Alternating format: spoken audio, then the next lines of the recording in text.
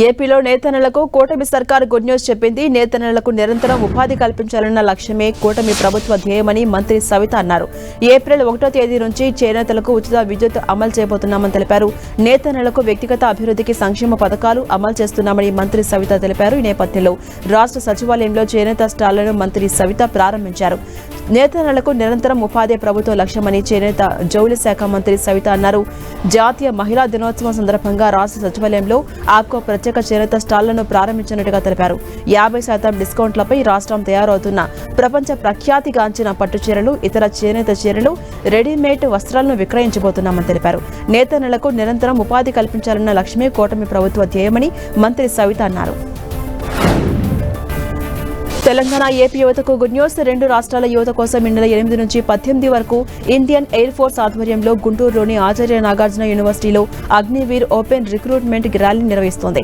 12వ air man selection centre ద్వారా ఈ అగ్నివీర్ నియామకానికి ర్యాలీని నిర్వహిస్తున్నారు. అర్హత కలిగిన యువతీ యువకులు ఈ అవకాశాన్ని సద్వినియోగం చేసుకోవాలని centre commanding officer wing commander Sheikh Yakub Ali కోరారు. 2 తెలుగు రాష్ట్రాల యువత భారత వైమానిక దళంలో చేరడానికి ఇది అవకాశమని తెలిపారు.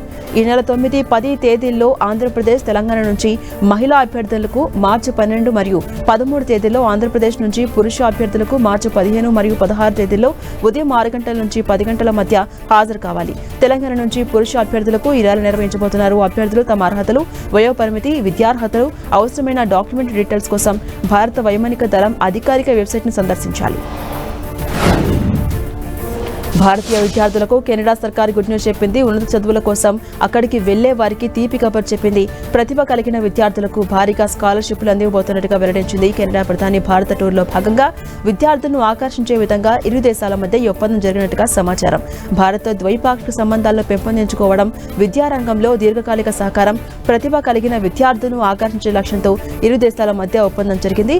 పరిశోధన, హైబ్రిడ్ క్యాంపస్లు, ఏఐ కేంద్రాల ఏర్పాటు కోసం ఇరు దేశాల యూనివర్సిటీల మధ్య 13 ఒప్పందాలు జరిగినట్టుగా కెనడా వెల్లడించింది.